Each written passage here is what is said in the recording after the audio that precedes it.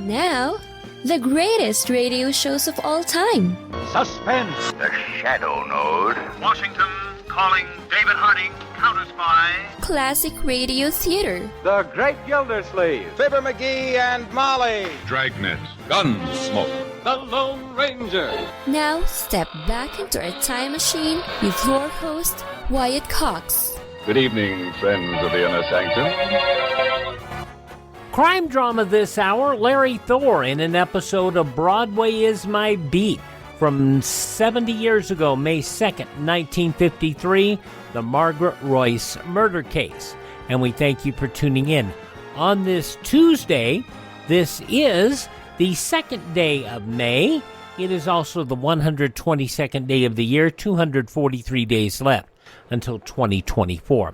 King Charles II of England granted a permanent charter to the Hudson's Bay Company in 1670 to open up the fur trade in North America. In 1863, Stonewall Jackson wounded by friendly fire while returning to camp after reconnoitering for the Battle of Chancellorsville. He succumbed to pneumonia 8 days later. 1885, Good Housekeeping magazine went on sale for the first time. In 1918, General Motors acquired the Chevrolet Motor Company of Delaware. In 1920, the first game of the Negro National League Baseball played in Indianapolis. In 1932, Jack Benny's radio show aired for the first time. Ladies and gentlemen, this is Jack Benny talking and making my first appearance on the air professionally. By that I mean I'm finally getting paid, which of course will be a great relief to my creditors. I really don't know why I'm here. I'm supposed to be a sort of a master of ceremonies and tell you all the things that will happen, which would happen anyway.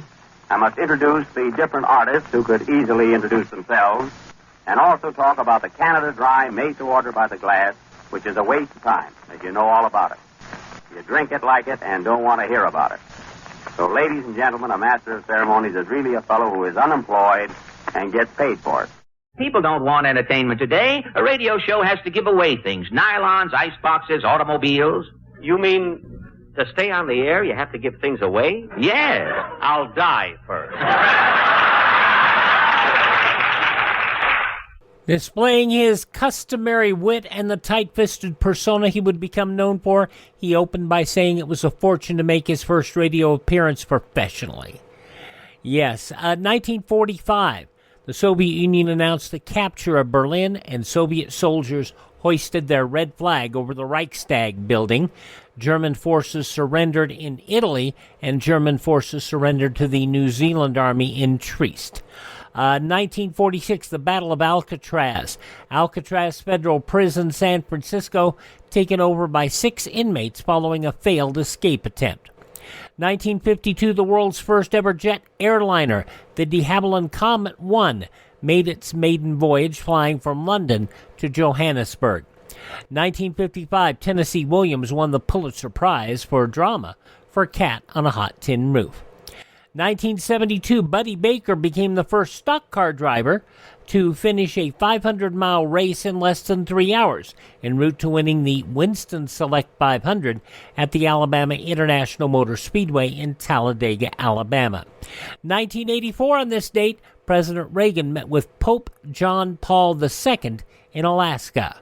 I want to welcome Your Holiness to the United States, and on behalf of the American people, say how pleased and privileged we are to have you among us. God bless America. President Reagan returning to the U.S. from a visit to China, while Pope John Paul II making a stopover on his way to South Korea, Papua New Guinea, the Solomon Islands, and Thailand.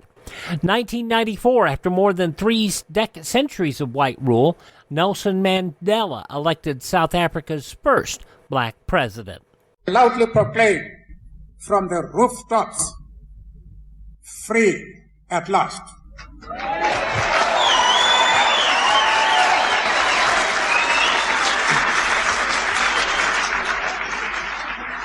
Mandela's African National Party won 252 of the 400 seats in the first democratic elections of South Africa's history. In 1997, the Labour Party's Tony Blair became Prime Minister of the UK, ending 18 years of Conservative Party rule.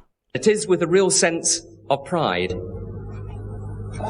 that we have created a Labour Party today capable of offering that unity of purpose, that vision of renewal that our country needs.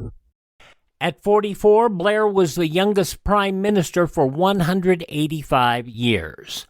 2005, the Pontiac Grand Am ceased production at the 100-year-old Lansing M plant. And in 2012, a pastel version of the Scream by Norwegian painter Edvard Munch sold for $120 million in a New York City auction, setting a new world record for a work of art at auction. Passing away on this date in history, inventor Leonardo da Vinci, Senator Joseph McCarthy, the great communist hunter, director of the FBI, another great communist hunter, J. Edgar Hoover, TV game show producer and host Jack Barry. He really was a pioneer in game shows, and while a lot of people know him today for The Joker's Wild and Break the Bank, he actually was integral in the whole scandal of 21 back in the 50s. Jack Barry passing away on this date in history. Also politician Wilbur Mills, columnist Louis Rukeyser, football player and politician Jack Kemp passing away on this date. Actress Lynn Redgrave, and Ephraim Zimbalist Jr. If we had an FBI like we did back in that day, we wouldn't have half the mess we do today.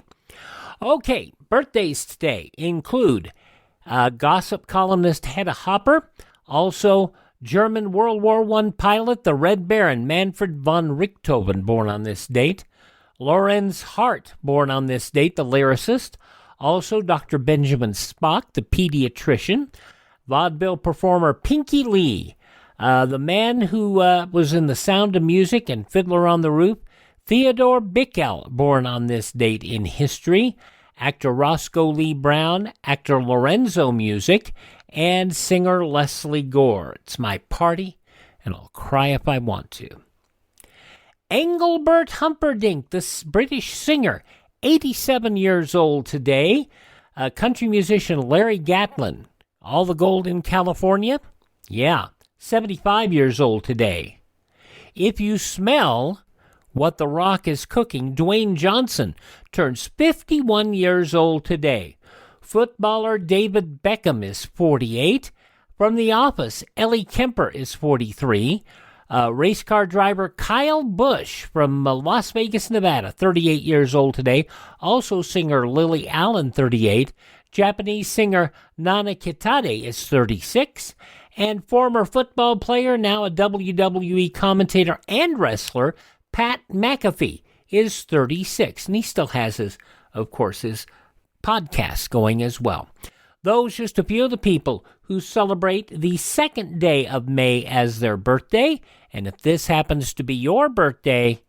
Hi, we're the Four Freshmen, and we just want to say, Happy birthday to you! And from 70 years ago today, May 2nd, 1953, Larry Thor, Broadway is My Beat, and the Margaret Royce Murder Case. That's up next on this Tuesday, Classic Radio Theater with Wyatt Cox.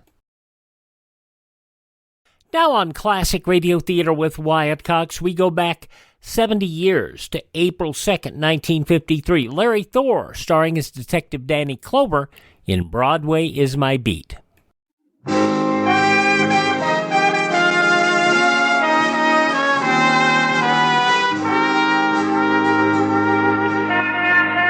Broadway's My Beat, from Times Square to Columbus Circle, the gaudiest, the most violent, the lonesomest mile in the world. Broadway's My Beat, with Larry Thor as Detective Danny Clover.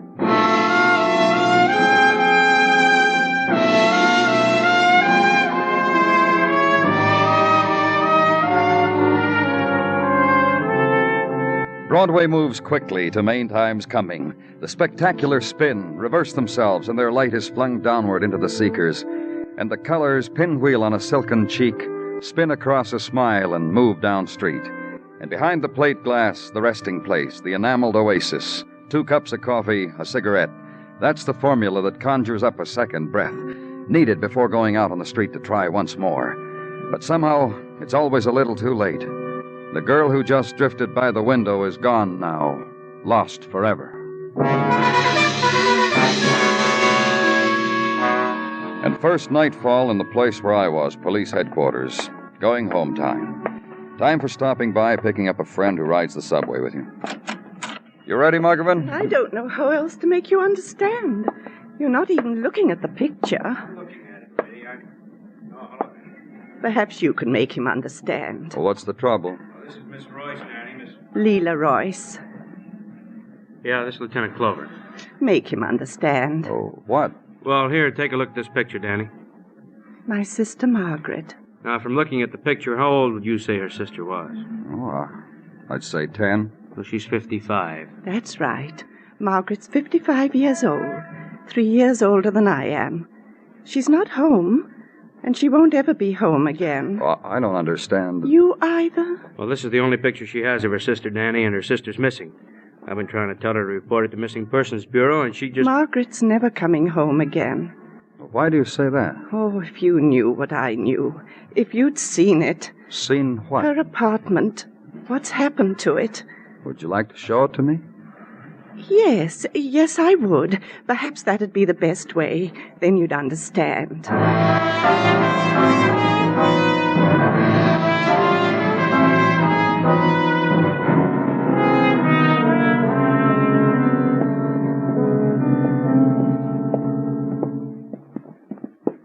I love her.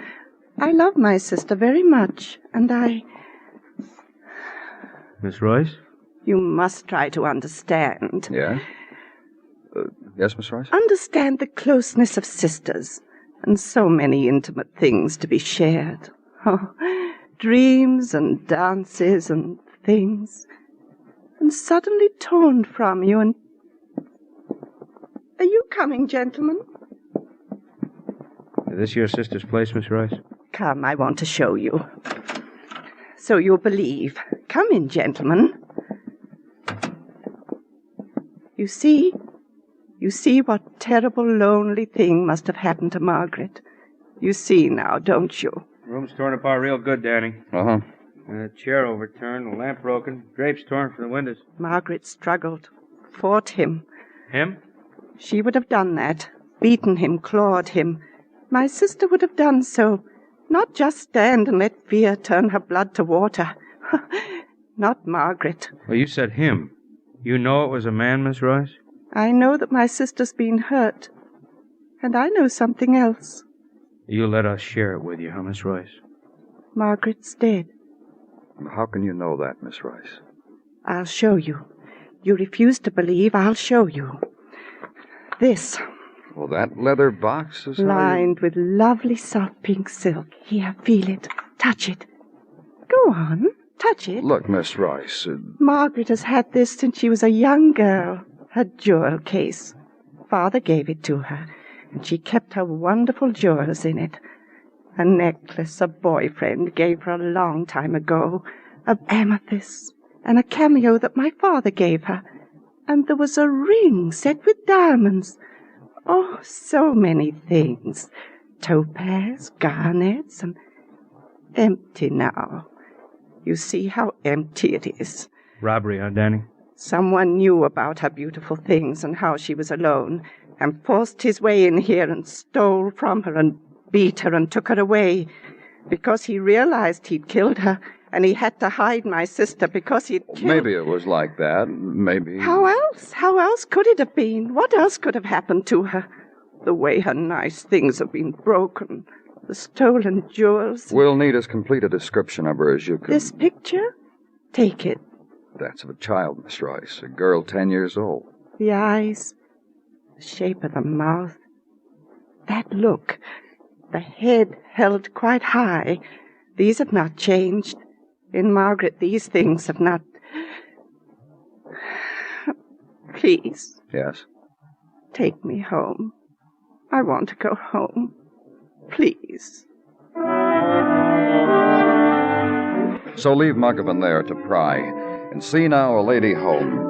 Right uptown from Washington Square to West 40th. And it's this, lady beside you with a new problem. To be worked out with pocket mirror and lipstick, erased with tissue and attempted again.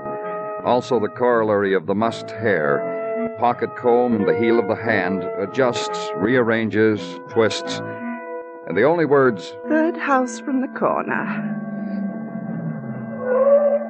And the third house is respectability 5 stories high.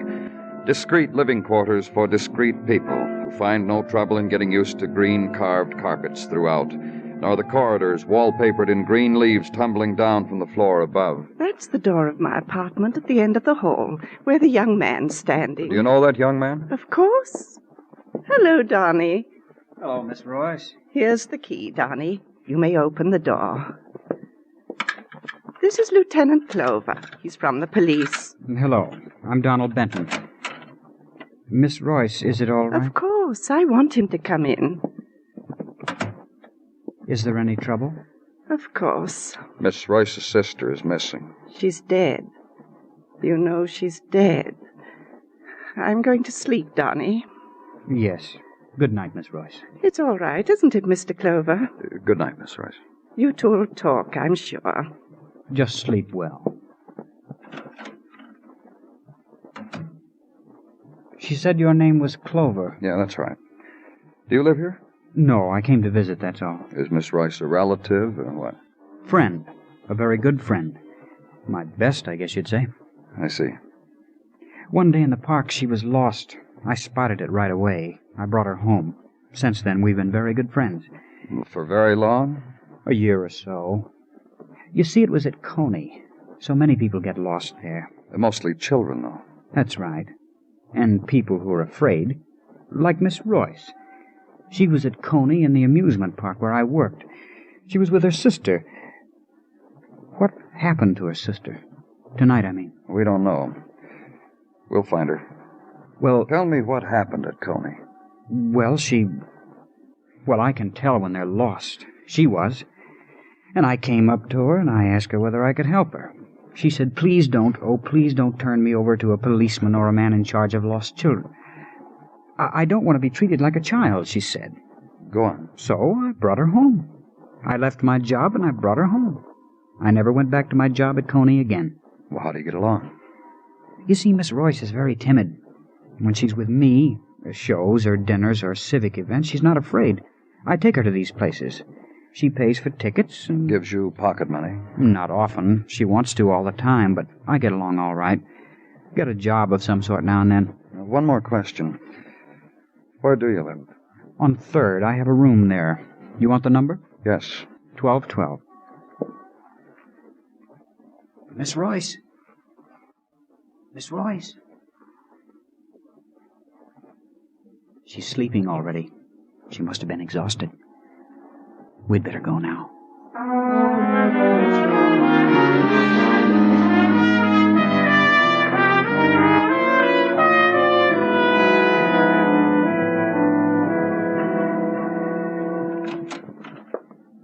Danny?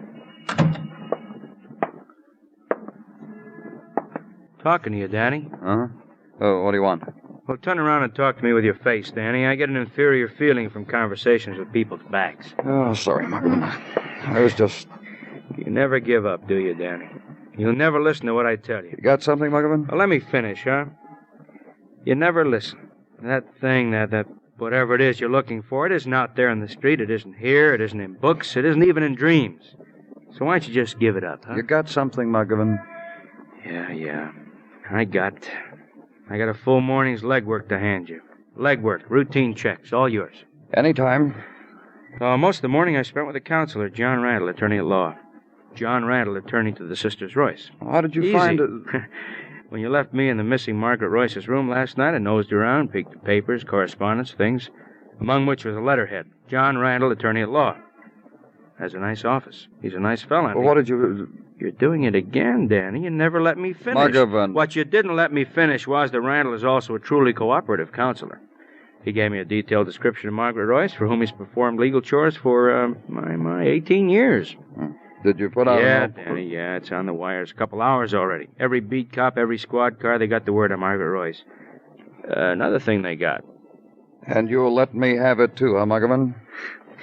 The stolen jewelry that Sister Leela cried about, according to Randall, it's worth at the most a couple $100 or, well, add or lose 50.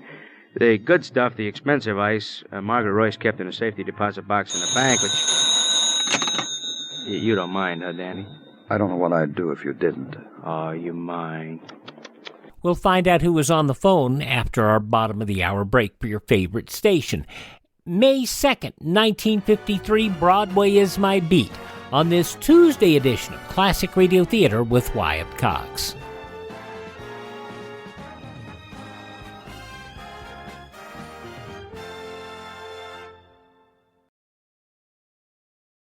Just when you thought it couldn't get any better, Mike Lindell and MyPillow launching the MyPillow 2.0.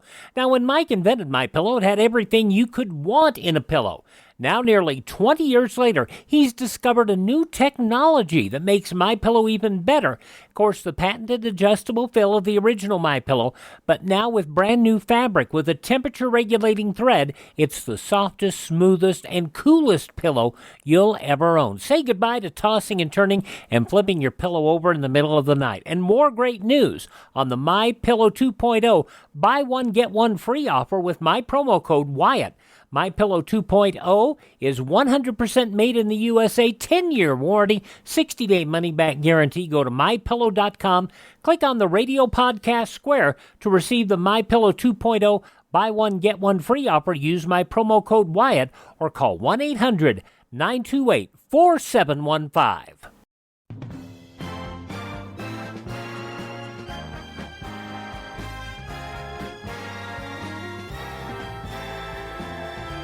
Thanks for tuning in to Classic Radio Theater on this Monday here on your favorite station. I'm Wyatt Cox, and you're listening to an episode of Broadway is My Beat starring Larry Thor, as it was broadcast Saturday night, May 2nd, 1953, in the newspapers of that Saturday 70 years ago. These were some of the headlines.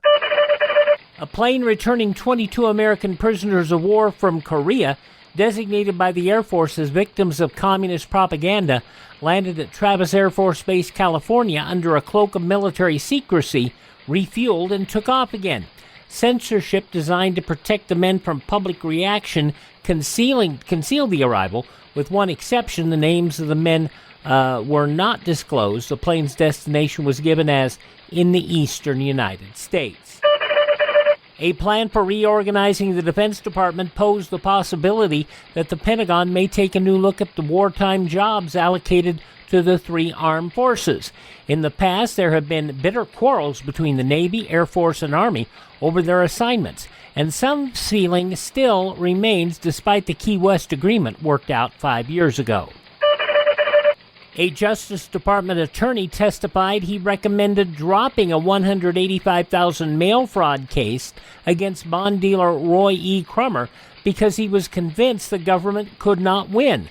William A. Paisley, former head of the Justice Department's fraud section, appeared before a House Judiciary Subcommittee, which is trying to find out whether the department was improperly induced to drop the case in 1946. Crummer had been indicted by a federal grand jury in Topeka, Kansas. Chairman Leonard W. Hall shook up Republican National Headquarters and said that when the smoke settles, he expects a third of the staff to be gone at a savings of around $100,000 a year. Hall announced 2 appointments to a new GOP high command: A.D. Baumhart Jr. of Vermillion, Ohio, to be executive director and chairman of a special activities committee, and Robert Humphreys of Washington to be publicity director. 2 men who held a succession of high federal posts refused today to say whether they belong to a Soviet spy ring during World War II or whether they're engaged in espionage now. They told the Senate's Internal Security Subcommittee any answers might tend to incriminate them. Witness number 1, Edward J. Fitzgerald, who left an $80,000 a year Commerce Department job in 1947 after a New York federal grand jury began to investigate his activities. He says he's now a freelance writer and book reviewer in New York. Witness number 2 was Harry Magdoff of New York, who refused to say why he gave up his $10,000 a year post as a Commerce Department economist in 1946.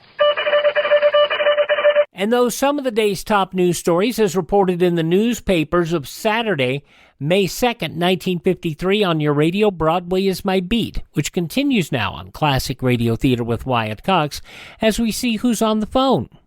That's Lieutenant Clover's office. Yeah, I'll take it. This is Margaret. Yeah?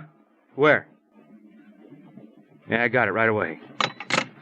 Things I learned from just being rude. Margaret, so help me. Margaret Royce, Danny, she's been found. Where? Well, let's just get a squad car. I'll lead the way.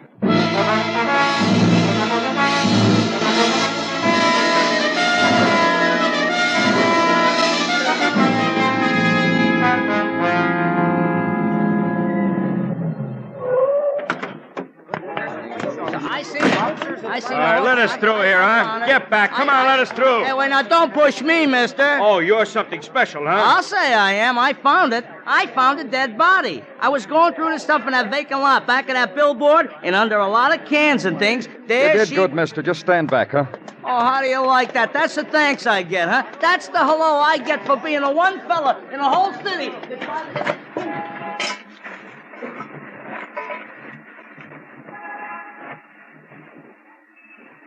Well, description checks, Danny, to the detail. Age, color of hair, type of clothes she wore, type handbag she carried.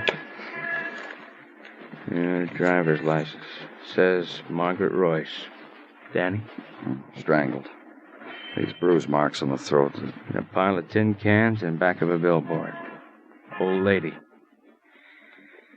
It's a dream world we live in, huh, Danny? Sure it is.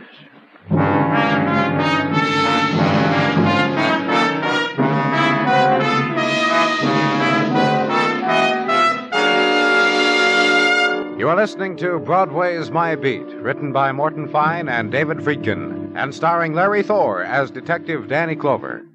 May 2nd, 1953, Broadway is My Beat, on this Tuesday, Classic Radio Theater with Wyatt Cox. Crime drama on Wednesday's Classic Radio Theater with an episode of Big Town starring Edward Pauley from 74 years ago, May 3rd, 1949, The Case of the Fatal Alibi. Rip Rawson has knifed a truck driver on the dock, Sam Miller, forced to give him a false alibi. That's on Wednesday's Classic Radio Theater with Wyatt Cox. But now the conclusion of Broadway is My Beat from 70 years ago today, May 2nd, 1953.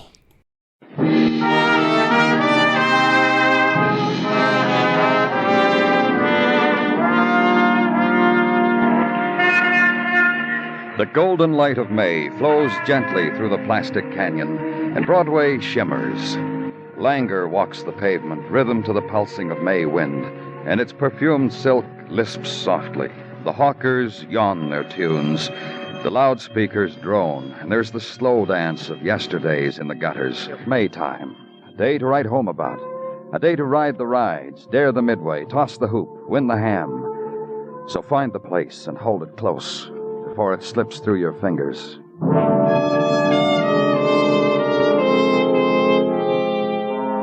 And at headquarters, a morning glory, species Gino Tartaglia. Busier than a mongoose at a Cobra convention. What, Gino? I merely passed the remark. Well, I heard what you said. The question is, do you feel all right, Gino? In the pink? No. Well, you seem to have a doubt about the matter. No. It's just that thing you said. Mongoose at a Cobra convention?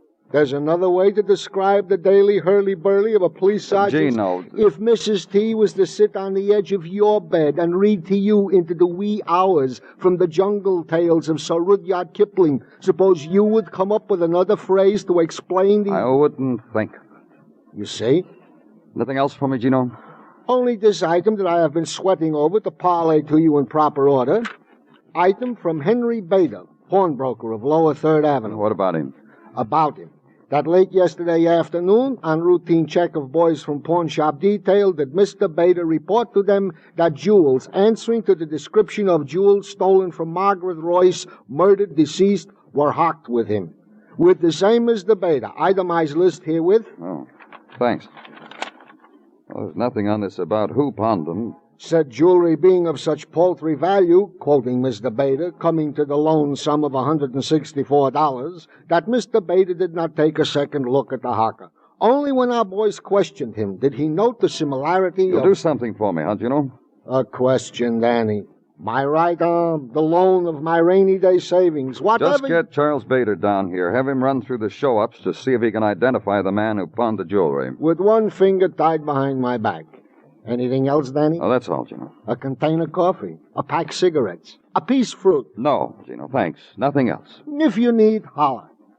It's been pleasant, Danny.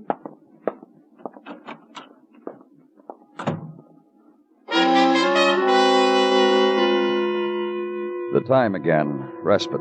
Just sit there at the desk and consider. Take the quarter hour and draw triangles and circles on a pad and unfinished names and heavy black lines for unfinished thoughts. And because you're a policeman, draw the symbol on the page again. Personal cipher that means murder again. And because murder is a folder in front of you, and you're drawing a salary, open it. Read names and statements and remarks. The name intrudes John Randall, lawyer, friend to family of deceased, man necessary to talk to for background, valuable man for investigating officer. Phone him. Busy man, but he'll find a few minutes to give you. Squad car and go to him. Well manicured in double-breasted gray, pearl stick pin, French cuffs, and no shoes. They kill me. And since you're not a client, Mr. Clover, you won't mind if I just... Oh, not at all. I suppose it would be cricket if I asked you to join me. I mean it. You can... Thanks, but I... It's about the sisters Royce, of course. That's right. Really, all I've done about them the last 10 years or so is look in on them. Most of the time, they're business affairs. The phone is adequate or mail. Have you any idea why Margaret Royce was murdered? Fairly obvious, don't you think? No. Where she was found and how. A mugger, I'd say. Or... What about Leela? I know you're joking, but I don't know why you are. That boy, Donnie Benton. No, I don't know too much about that. I couldn't give you an opinion there. Well, then let's get back to Leela. I'd like to know something about... Why she's like she is? Yes. She drowned her father. What? Long, long time ago, when she was a child. Drowned him? Cried wolf. You mind telling me what you're... An outing. A lake. Leela made believe she was lost, yelled help. The father thought she was in the water, went in after her, and was drowned.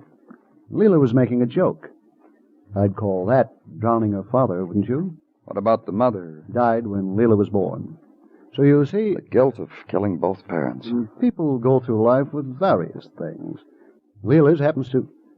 Say, look at the time. Will you? Client time. Mrs. Trumley wants to make out a will again. Mind throwing me that shoe?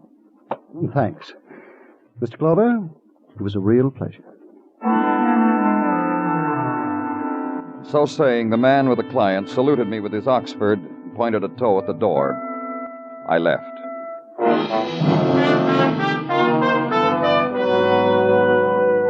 Legwork now, based on information at hand. To the neighborhood of Miss Leela Royce and to neighbors. Knock on doors and pose her name. Miss Leela, asked back a man in midday pajamas. A doll, just a doll. Echoed by his wife, who suddenly appeared chin first over her husband's shoulder in matching pajamas. Whatever husband says, triple it. Another door. Little girl lets you know through a space helmet that Miss Royce is simply superastral. So saying, disintegrates you with a simple zing from her ray gun. Another door, and a girl with no makeup informs you that although Miss Leela might seem strange, that there was undoubtedly an explanation to it, and she can't discuss it now because her Maltese kitten needs its 100 strokes. And the final door. Yes, I know Leela quite well. Her apartment's right down the hall. Oh, may I come in, Mrs. Rumford? Oh, yes, please do. I was sitting in the kitchen, and I was reading and having coffee. Would you... Thank you. This way. It's awful what's happened to Leela's sister, isn't it? Oh, please sit down. Isn't it awful? Here's your coffee. Oh, thanks. I wonder... Wonder what? Whether Leela really knows what's happened. Can grasp it, I mean, about her sisters being dead. Pass the sugar, please. Thank you. Have you talked with her about her sister's death? Oh, no, that would be cruel. Next week is time enough. You're not drinking your coffee. Mrs. Rumford... Personally... What? I don't think Leela should miss her very much. Margaret was so mean. Didn't understand Leela at all. But you do. About the boy, about Donnie. That's what I mean. Oh, such a nice boy. Margaret didn't think that at all. You know what she thought about Leela and that boy, I mean?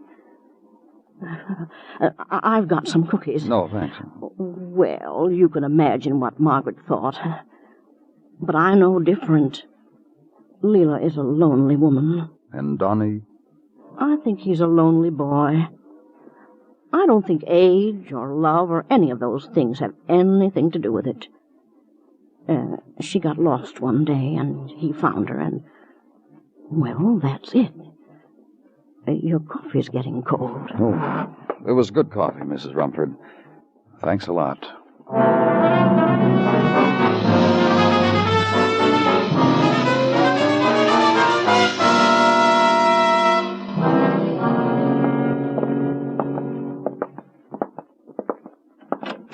In here, Miss Royce. Donnie.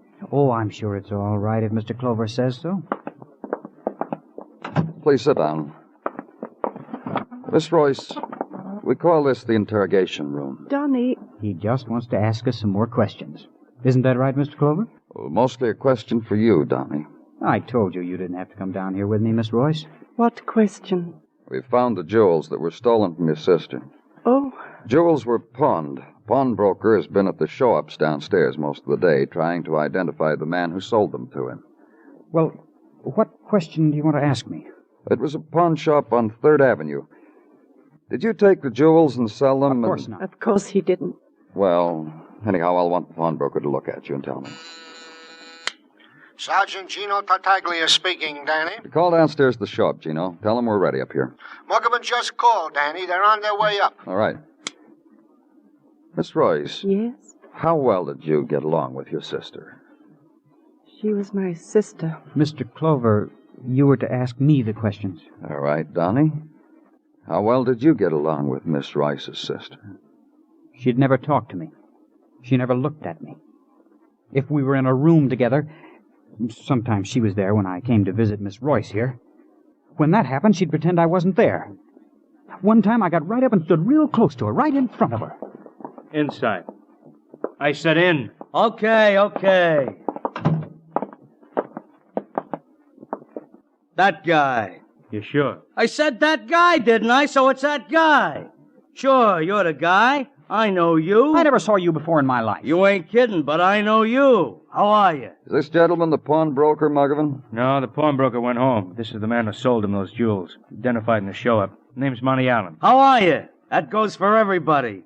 Well, tell everybody about it, Monty. This boy here, I gotta tell you something, boy.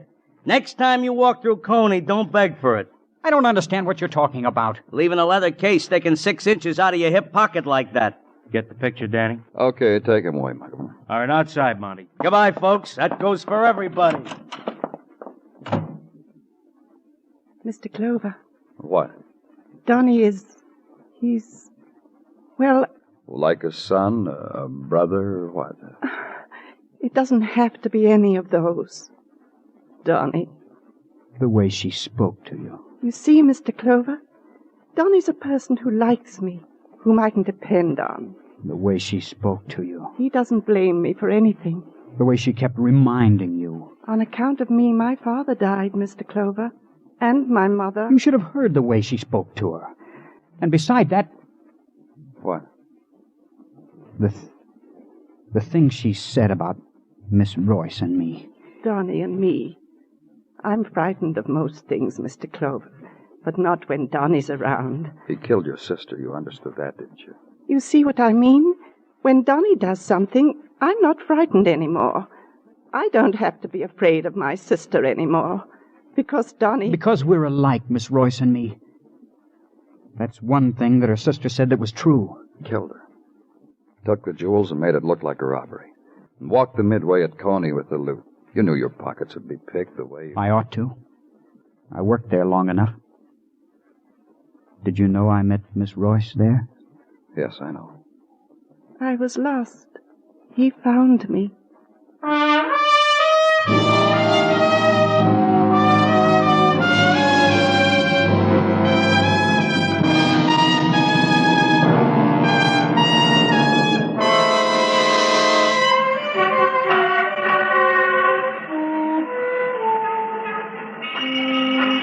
When dawn touches Broadway, the shadows linger for one final instant, then leave and take away the night. Cloud drifts. Far away a bird tips and touches it with a wing. And time has come for the day. People wake. Fury gathers. Crowd funnels into the street. Walk easy. The shock is on. It's Broadway, the gaudiest, the most violent, the lonesomest mile in the world. Broadway, my beat.